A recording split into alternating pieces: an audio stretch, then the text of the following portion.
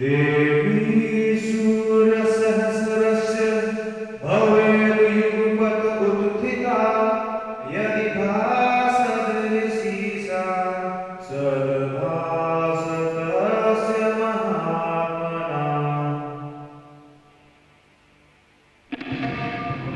या देवी सर्वभूतेषु शक्तिरूपेण संस्थिता नमस्तस्यै नमस्तस्यै नमस्तस्यै नमो नमः या देवी सर्वभूतेषु ज्ञानरूपेण संस्थिता नमस्तस्यै नमस्तस्यै नमस्तस्यै नमो नमः या देवी सर्वभूतेषु बुद्धिरूपेण संस्थिता नमस्तस्यै नमस्तस्यै नमस्तस्यै नमो नमः या देवी सर्वभूतेषु निद्रारूपेण संस्थिता नमस्तस्यै नमस्तस्यै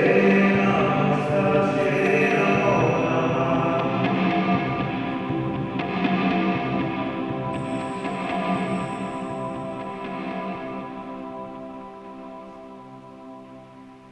Arise, awake, Kula Kundalini, pierce the six chakras, and make me blessed.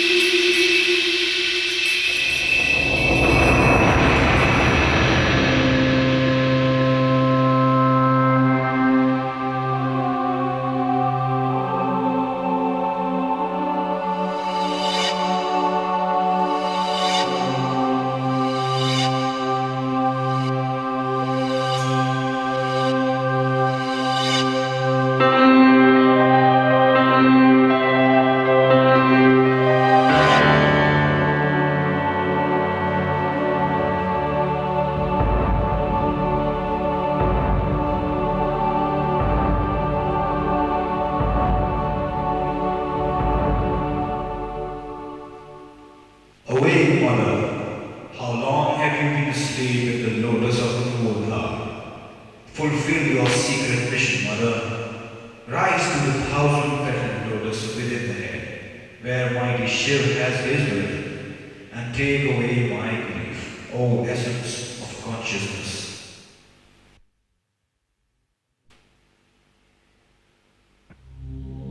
Kundalini, the primal cosmic energy, the great goddess or the universal mother is everyone's mother, and no exclusive claims may be made on her. One who claims her may do so only by her grace. Many may be the paths leading to her. The attempted emphasis here is on one such path, Siddhi Yoga.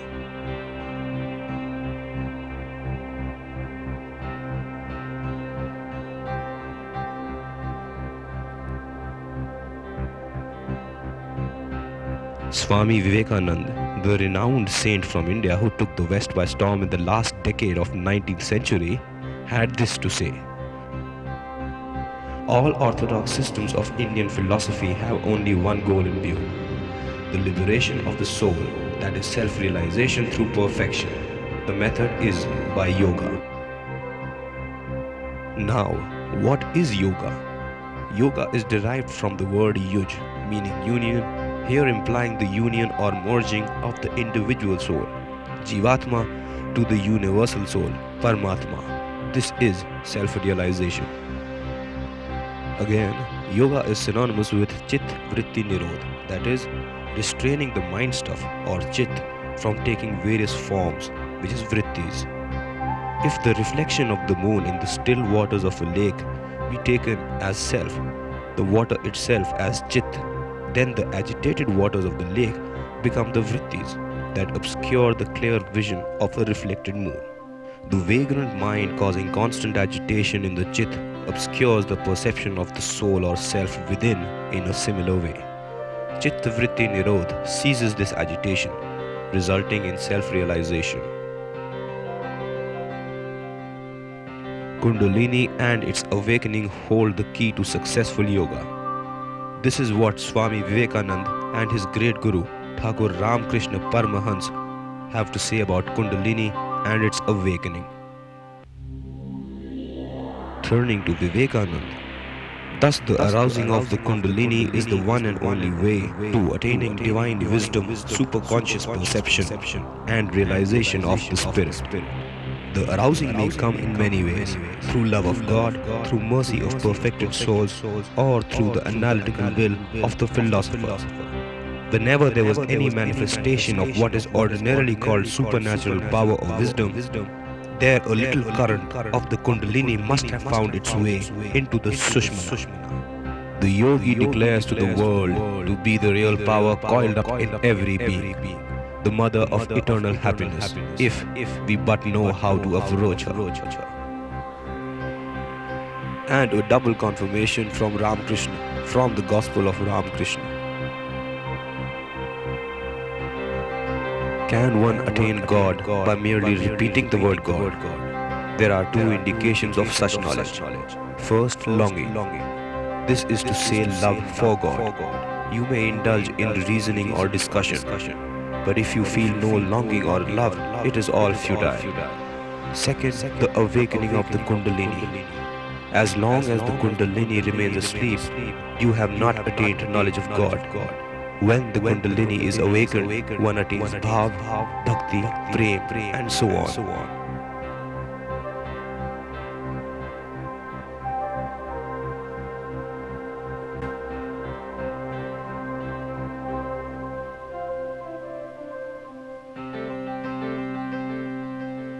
At the outset, it is emphasized that what follows are some concepts of Kundalini. The Shakti cannot be objectified. Its awakening and unfoldment are subjective experiences. The human body is a structure into which consciousness permeates according to individual capacity, filling the body via the nervous system. The spine and spinal cord extend consciousness from the brain, the pole of greatest awareness called Shiv, to the coccyx, tail end of spine, the pole of greatest density. Each body cell expresses its own sort of consciousness according to its own capacity. At the base of the subtle spine, in the subtle body, lies the residual Shakti of individuation. It remains unavailable to the individual as long as his or her consciousness remains firmly engrossed in the outside world. This energy is our personal fragment of the cosmic power of self-identification, and it is called Kundalini Shakti. The awakening of this Shakti begins its upward march to the pole of greatest awareness, that is Shiv, leading to the union of Shiv Shakti in Samadhi, which is self or God realization. Some yogic terms which shall be subsequently used are briefly explained. It is to be noted that yogic experiences are primarily and essentially in the region of the subtle or astral body, also called Shukshma Sharir. The physical or gross body, Sthul Sharir, is shaped in accordance with the nature of the subtle body. The physical body is something like water. When water is heated, the steam or vapor corresponds to the subtle body. In the same way, the subtle body is within the gross body but infuses as well as suffuses it. It is imperceptible and invisible to normal sensory perception. Pran. Experience of Shakti in the body is Pran, vital or life force. The power which keeps the body-mind complex functioning as a living unit. The same Pran, according to its functions in the body, has been termed as Pran, Apan, Udan, Vyan, and Saman. These pranic movements are felt as currents in the body once the Kundalini is awakened and affects different regions. Nadis.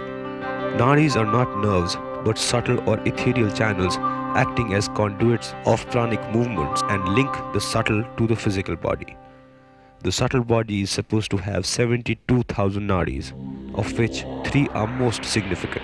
Ida, the left or moon, Pingala, right or sun, and Sushumna, the central nadi lying within the spinal cord, perhaps corresponding to the canal centrale, the canal in the center of the spinal cord. The nadis form the energy matrix of the subtle body, having innumerable interconnections and collections called plexuses, corresponding to the various plexuses of the physical body. Ida and Pingala meet the Sushumna at the Agya Chakra mainly and go to the left and right nostrils respectively. The Sushumna is normally closed and the psychobiological process of the mind-body complex is routed through the Ida Pingala nadis and on to the matrix of the nadis and the two bodies. But for spiritual enlightenment, the currents of the Ida Pingala are restrained and the Kundalini moving up by forcing open the Sushumna carries all the forces along with it in its march up the Sushumna to the head. Chakras or lotuses. They are subtle centers of vital energy, formed of consciousness located in the Sushumna, the nadi of primary significance in the subtle body.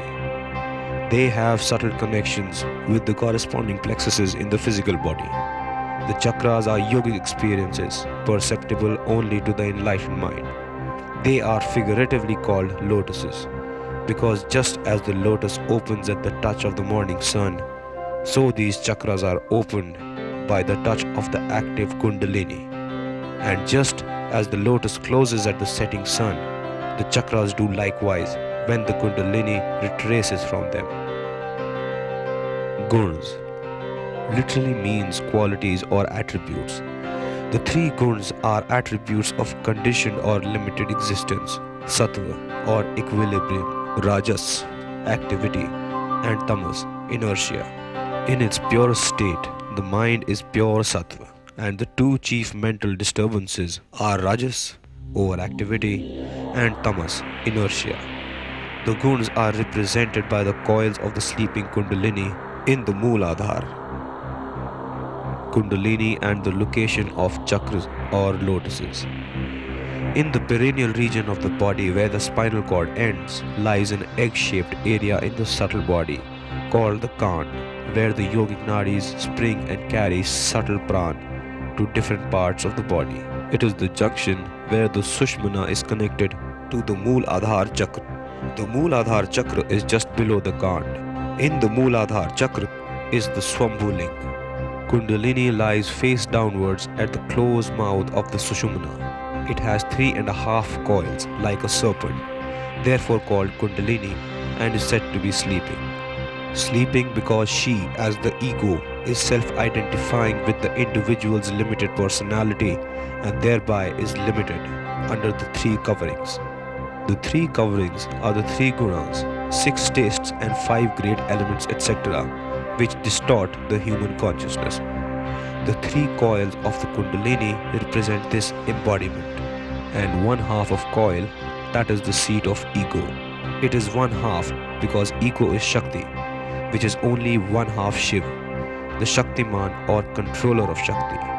The purpose of Kundalini Yoga is to reunite Shiv and Shakti to create the eternal form of Shiv, Sadashiv. Therefore, its awakening is of utmost importance. Sleeping, she is static or potential, and on awakening, she becomes dynamic.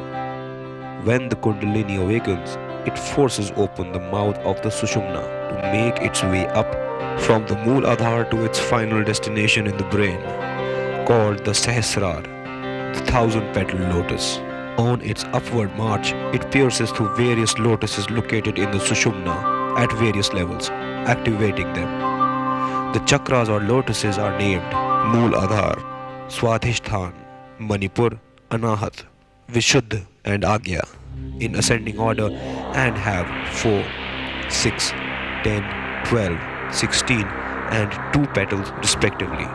These petals are conscious energy patterns, and each petal is a separate Bij mantra, seed sound for that chakra. As the Kundalini moves up, it interiorizes the mind and gathers up all the forces on its ascent to eventually force open the final lotus in the head, meanwhile shedding off all its coverings, as it were, and dissolving the ego. The last lotus, Sahasrar, is not a chakra but is called the thousand-petaled lotus to denote the infinite experience lying therein, and is the ultimate destination of the Kundalini for the union of Shiv Shakti, God realization, self realization, Sat Chit Anand Brahm, or the ultimate experience of inner reality, which is the cosmic reality. Ja ache bhande, ta ache brahmande. What lies in the head lies in the Brahman, is how Shri Ramakrishna described it. Of course, it is not to be imagined that the Kundalini reaches the Sahasrar immediately. Interspersed between the arousal and the ultimate realization is the struggle of a lifetime, or more likely, many lifetimes. Just its awakening is like entering the kindergarten of religion. Long years of further nerve-wracking effort and study still lie ahead. Some details of the chakras or lotuses. Mool Adhar, four-petaled, is located at the base of the spinal column in the perineum where the Kundalini lies. It relates to the earth element of the body. Swadhisthana, six-petaled, is located at the root of the sexual organs and also relates to the water element of the body. Manipur, 10-petaled, lies at the navel region and also relates to the fire element of the body. These three lower centers control the mundane activities of the body-mind complex like eating, sleeping, procreating, etc. And the awakened Kundalini gradually pulls the mind away to the higher regions which follow. Anahat, 12-petaled, situated at the heart region and also relates to the air or Vayu element.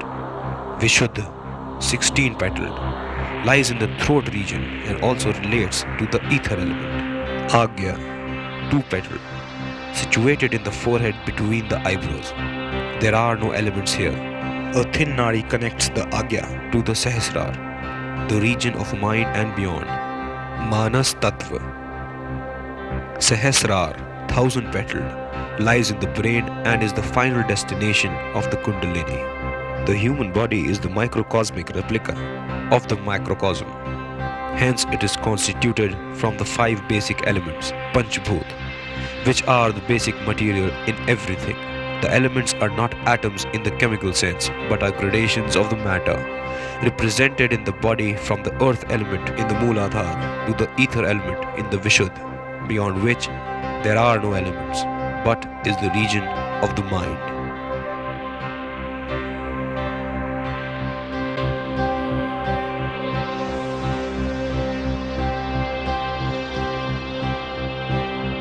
There are various methods mentioned, examples Bhakti Yoga, Karma Yoga, Jnana Yoga, Raj Yoga, etc.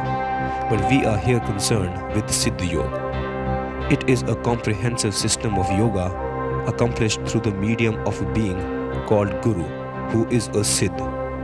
In texts, usually the word Guru is defined, Gu or darkness and Ru or light, he who takes you from darkness or ignorance to light or enlightenment. There is another yet unknown definition, Guru or Gur meaning formula and U standing for Uma, which is Shakti. He who has this formula for wielding this Shakti to awaken one's Kundalini is a true Guru. He is a perfected soul having attained that state, and thus springs the term Siddha Yoga. This singular ability of arousing one's Kundalini sets him apart from all other levels of Gurus, and he is called Sadguru. Siddha Yoga happens when he awakens one's Kundalini. An electric pole transmits power or current from the powerhouse to a home to light it up. Similarly, the Sadguru, acting as the medium of transmission, transmits energy from the powerhouse of the universal source, Brahm, to the recipient to light up his or her consciousness from within. And this link, once established, has to be sustained for a continuous flow of the current. The process. The Sadguru transmits an impulse of concentrated pranic energy or Shakti to a person on whom it descends, path, giving rise to the term Shakti Path. And because the person is thus infused with this current, it is also called Shakti Sanchar. Methods of Shaktipat: A. By sight or look. B. By touch. C. By sankalp, intent or will. D. By word, usually a mantra. Kinds of Shaktipat. There are three types of Shaktipat, which again are divided into three subcategories. Intense or Tivra. This has three subcategories. Further, it could be intense, medium or mild. The second category being medium or Madhyam, again having three subcategories: intense, medium or mild. The third category being mild or Nimn. This too has the same three categories. How does Siddha Yoga differ from other yogas? Other methods are intentional, where intense personal effort, often arduous and near impossible, is required for reaching even the possibility of the Kundalini being awakened. And then again, any uncontrolled arousal is fraught with the dangers of a Kundalini crisis, where the entire psychophysiological and spiritual system of the person can be harmed. But Siddha Yoga is quite different, and there is no such danger. The Kundalini, even after the arousal, remains under the Sadguru's control. The Sadguru awakens the Kundalini first, and the Kundalini takes over. The sadhana and the various yoga methods happen spontaneously without any effort. Thus, asanas, pranayam, mudra and bandhs, etc. of Hatha Yoga, spontaneous repetition of mantra yoga, transcendental states of lay yoga, and deep meditational states of Raj Yoga happen. Because of this all-encompassing nature of Siddha Yoga, it is also termed Mahayoga, and this spontaneity of it draws the term Sahaj Yoga to it. One has to become just a spectator or witness to the workings of the Kundalini within. Siddha Yoga is entirely Guru-oriented, and a worshipful approach to the Sadguru is an unfailing necessity. He is tuned into the superconscious state, and by remaining tuned to him, he shall eventually take you to where he is always stationed, that is, the Self.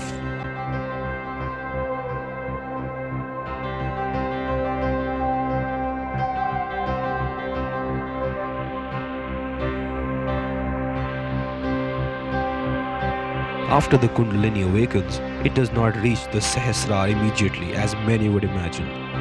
Because of the blocked conditions of the nadis by impurities, it is bound to act in the lower centers for a long time.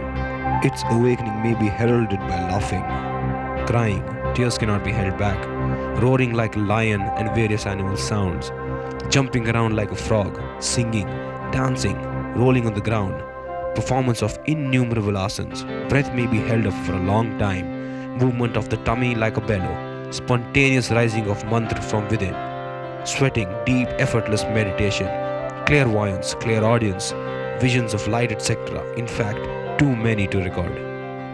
These are kriyas and are purification processes and are not conducive to any harm, but are accompanied by a blissful feeling within. Kundalini is Chaitanya or conscious Shakti. She is the eternal mother and knows what is best for her child. The Shakti from the Sadguru descends evenly on all who care to receive. But he who has toiled earlier and has a ready field shall reap a richer harvest than one who in effort is found wanting. Therefore, there is a difference in progress of different individuals and their kriyas. These kriyas sound stranger than fiction. They have to be experienced. The taste of the pudding lies in the eating. But as the sadhana progresses, the external kriyas diminish. The blissful currents of Kundalini are felt more and more within. And finally, there is just the play of Shakti in the Sushumna. It is obvious from the kriyas that there is a great upheaval in the psychological and biological character of the whole being. A total transformation to be effected before the aroused Kundalini closes its chapter in the human body. Therefore, an aspirant has to be dedicated, diligent, perseverant, and have a rare thirst for knowledge besides developing purity of mind.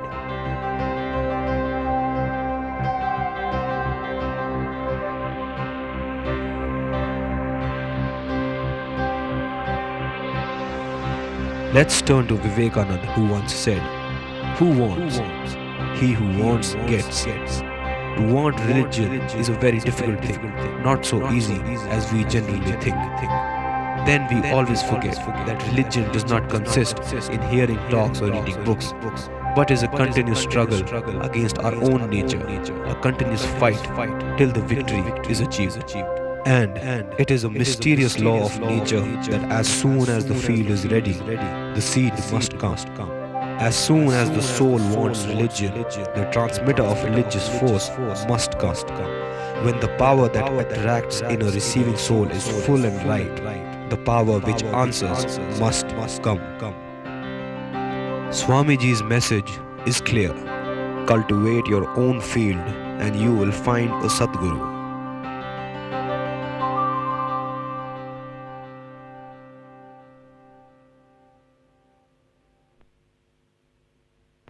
Throughout the ages and at every point of time, India has had these teachers who, though extremely rare, still exist.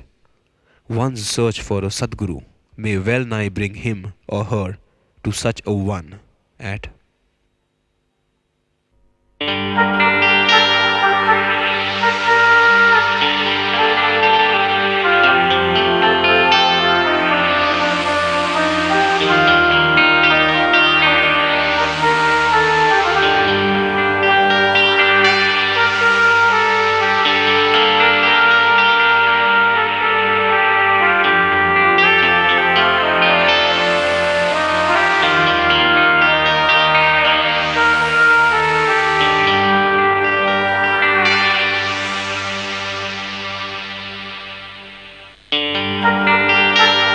Gurur Brahma, Gurur Vishnu, Gurur Devo Maheshwara, Guru Sakshat Parabrahma, Tasmai Shri Gurave Namaha.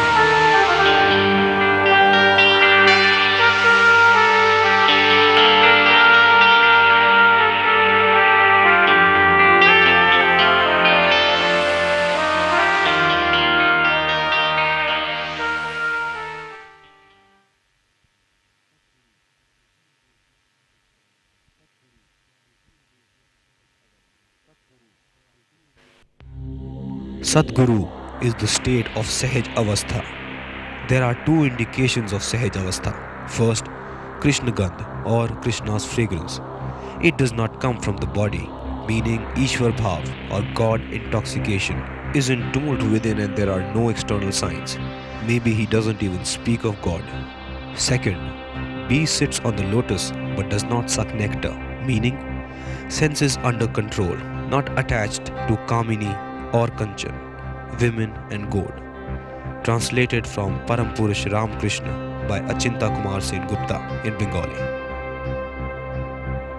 The Sadguru is Gunatit and Rupatit, beyond attributes and form, which the eyes and mind cannot comprehend. He mysteriously reveals himself as one's inner reality. Once Shaktipat occurs, takes roots and is nurtured by sadhana or spiritual effort. Finally, Kundalini is the wish-fulfilling tree where one gathers the four fruits of Dharma, Arth, Kam and Moksha according to one's karma.